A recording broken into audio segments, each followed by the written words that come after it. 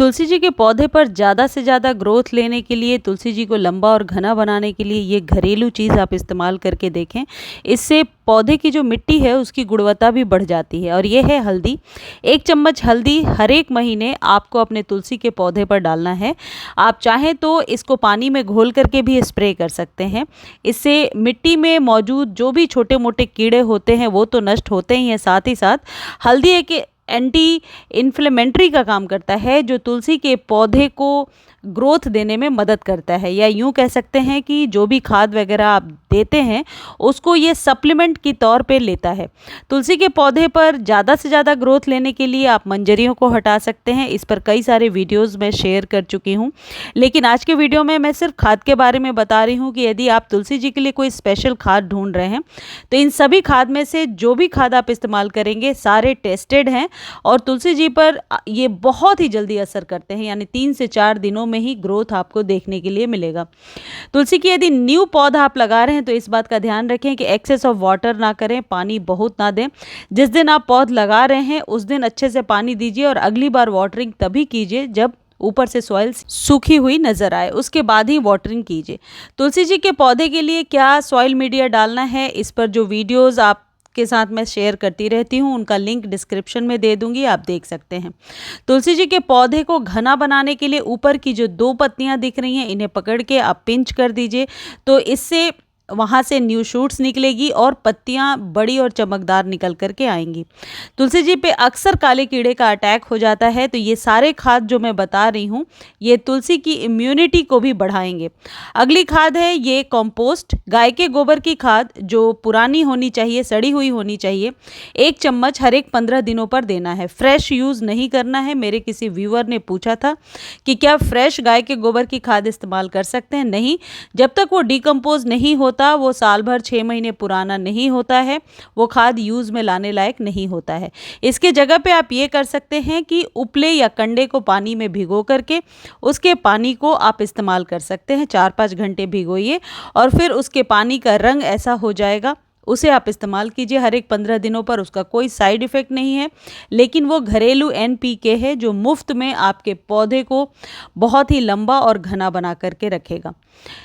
इसके बाद आप ये अच्छा, एक चीज़ और मैं कहती हूँ, कई लोग ऐसा पूछेंगे क्या सभी खाद का इस्तेमाल एक साथ करना है? बिल्कुल भी नहीं।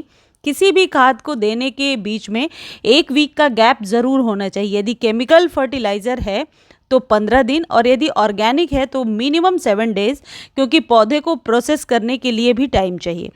अगली जो खाद है वो है चाय पत्ती। फ्रेश टी लीफ से आप बना सकते हैं, मैं वो आगे वीडियो में आपको बता रही हूँ।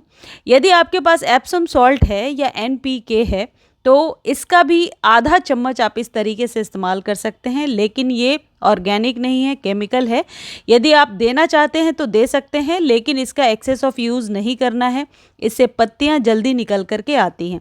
एप्सम सॉल्ट 1 चम्मच लेकर के पानी में डालिए और पौधे पर महीने में 1 बार स्प्रे कर दीजिए। इससे न्यू लीव्स बहुत जल्दी निकल कर आती हैं। अब आपको क्या करना है, 1 चम्मच वर्मी कंपोस्ट लेना है और 1 चम्मच लेना है राख। राख तुलसी के पौधे पर बहुत ही अच्छा काम करता है, काले कीड़े से बचाव करता है। और इस तरीके से इसे 4-5 घंटे पानी में भिगोइए और जब ये बहुत अच्छे से पानी में घुल जाए तो इसी पानी को तुलसी जी पर यूज़ कीजिए। 3 गमलों के लिए मैंने 3 चम्मच राख ले लिया है और 3 चम्मच कंपोस्ट लिया है। इन दोनों के मिश्रण से तुलसी जी के पौधे को आप कीड़े से भी बचा सकते हैं। राख की मात्रा आप कम कर सकते हैं और इसको रिपीट करना है। राख को कम से कम 2 महीने पे, राख को मंथली नहीं देना है, कई बार इससे पौधे को नुकसान भी झेलना पड़ता है। अगली जो खाद है ये है आधे चम्मच कॉफ़ी को आप 1 गिलास पानी में भिगोइए और तुरंत ये घुल मिल जाएगा, यानी सॉल्युबल है ये ईजिली। इसे फिर आप 1 लीटर पानी में डालिए और तुलसी जी के जड़ों में डाल दीजिए। ये जो 1 लीटर है ये 2 या 3 गमले में आसानी से चला जाएगा। ये जो कॉफ़ी होता है ये पोटेशियम से भरपूर होता है और आपके तुलसी जी के पौधे पर न्यू ग्रोथ लेने में मदद करता है, तो इसका इस्तेमाल आप कर सकते हैं कम से कम 30 डेज़ पर। इसे 30 डेज़ पर ही आप रिपीट कीजिए। मैं साथ ही साथ इसलिए प्रिकॉशन बता रही हूँ क्योंकि हर खाद की अपनी अलग अलग, आप यूँ कह सकते हैं कि कैपेसिटी है काम करने की, तो आप महीने भर पे ही इसे इस्तेमाल करेंगे। इस तरीके से पानी में घोलिए और डाल दीजिए। मात्रा कम ज़्यादा हो सकता है पानी की, लेकिन कॉफ़ी आधे चम्मच ही लेना है, उससे ज़्यादा नहीं लेना है। इस कॉफ़ी के जैसा ही आप फ्रेश टी लीफ ले सकते हैं, कुछ इस तरीके से। ये जो मैं इस्तेमाल कर रही हूँ ये ग्रीन टी है, ज़रूरी नहीं है, मेरे पास ग्रीन टी था तो वो ले लिया। आप जो चाय पत्ती घर में इस्तेमाल करते हैं वो लीजिए और 5-6 घंटे तक पानी में भिगोइए और फिर उसके पानी को इस्तेमाल कर लीजिए। आप देखेंगे कि आपके पौधे पर भरपूर मात्रा में नाइट्रोजन मिल रहा है और पत्तियां भर भर के आ रही हैं। ये यूज टी लीफ है जिसे मैंने वॉश करके सुखा लिया है। अब इसे एक एक चम्मच आप 15 दिनों पर दे सकते हैं। यदि यूज टी लीफ है तो एक एक चम्मच आप यूज़ कर सकते हैं, क्योंकि इसमें इंटेंस कोई भी ऐसी चीज़ नहीं होती है जो पौधे को नुकसान करे, फ़ायदा ही करती है।